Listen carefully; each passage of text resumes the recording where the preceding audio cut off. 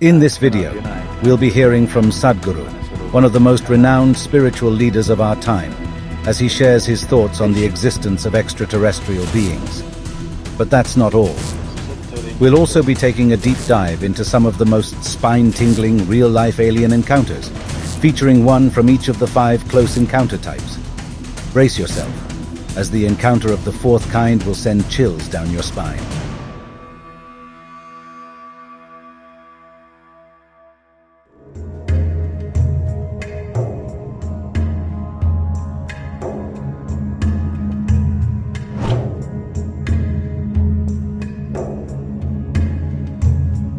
From here on, whatever I speak is just conjecture and legend.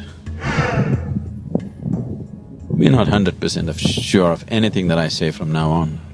We're just looking at it. One thing is clear here, this we are 100% sure, is there's a tremendous amount of activity in the lake, and this activity is… the nature of the activity is such that it has nothing to do with anything that we know as life on this planet. It's something totally different. It's life, but not the way we know it. I wouldn't call Manasarovar a spiritual place because spirituality is out of human being.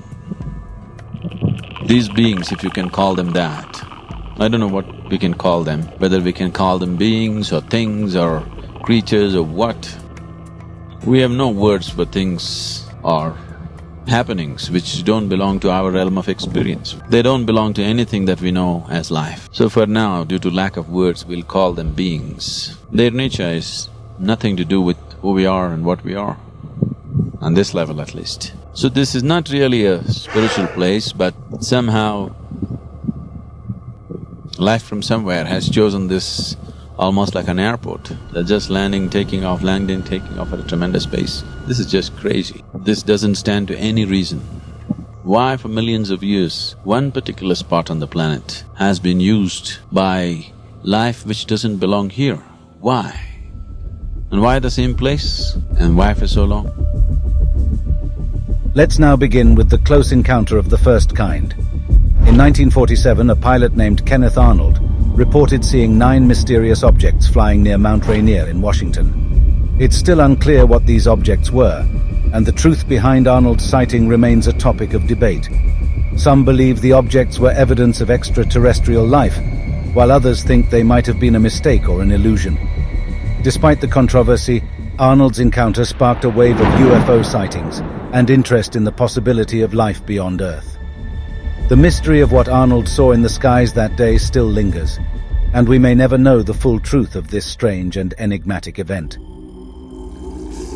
In 1952, a strange and spooky event occurred in Flatwoods, West Virginia.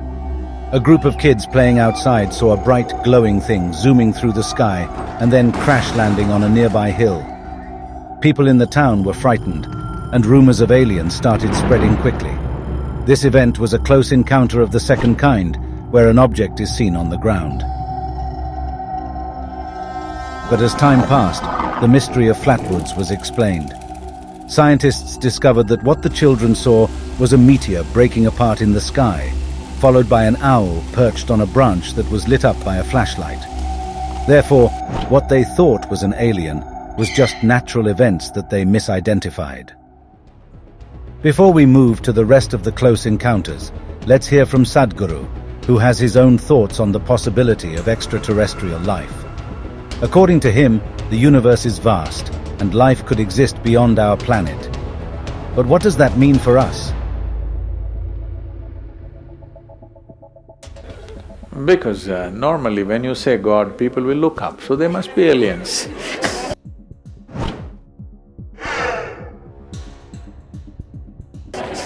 Obviously not residing on this planet, so they must be aliens. I know theories and theories are going around.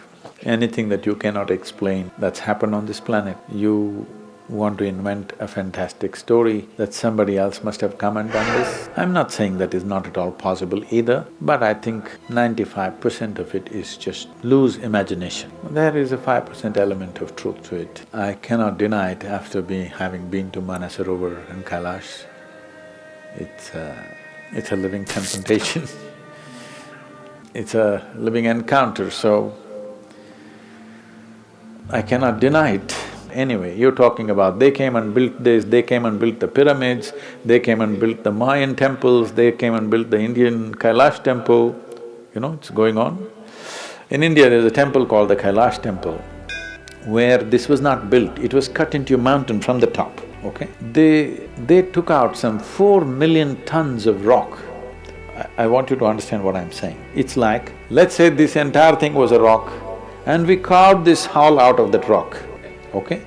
Like this, they carved out a temple which is 3 floors with elaborate carvings. And from the top, it's very difficult for any sculptor to work from the top down, okay? But they worked sculptures like this, hundreds of stone images and 3 floors of temple.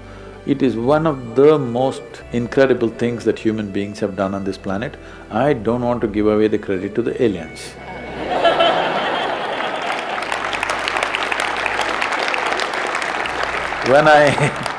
When I first visited this Kailash temple, I felt proud of being a human being.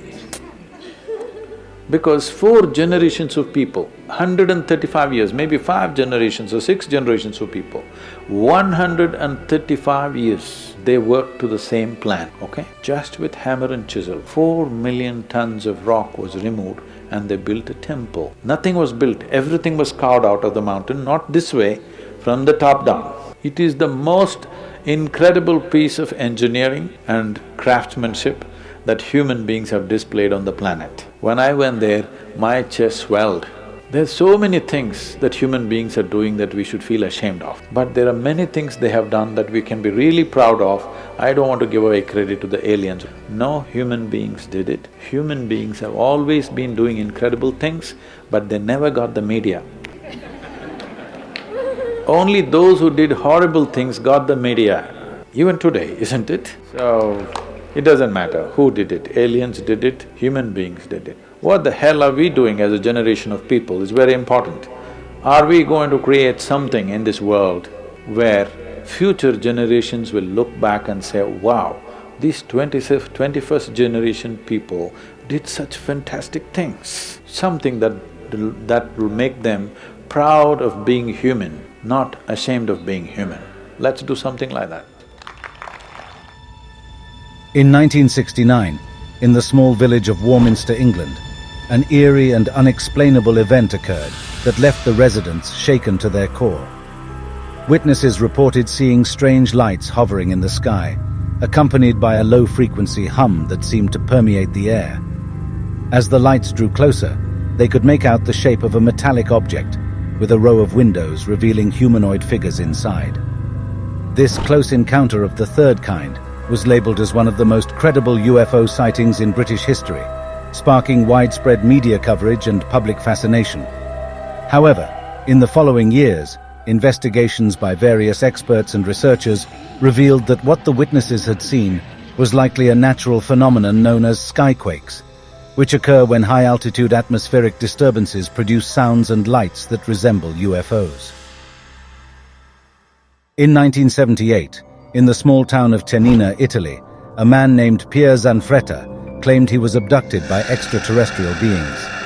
He described his experience as a close encounter of the fourth kind, where he was taken aboard an alien spacecraft and subjected to various experiments. The story quickly gained attention and sparked a frenzy of UFO sightings in the area. But as investigations continued, doubts began to surface about Zanfretta's claims. It was discovered that he had a history of making false reports, and his account of the encounter was inconsistent and contradictory. Eventually, it was concluded that Zanfretta's claims were likely the result of a combination of mental illness and an overactive imagination.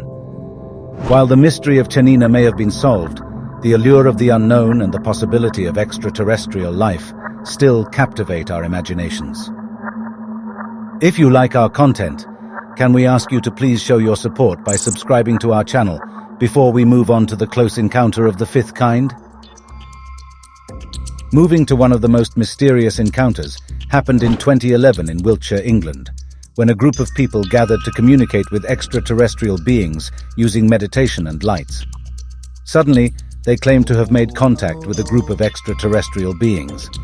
This was considered a close encounter of the fifth kind, where humans initiate contact with extraterrestrial beings.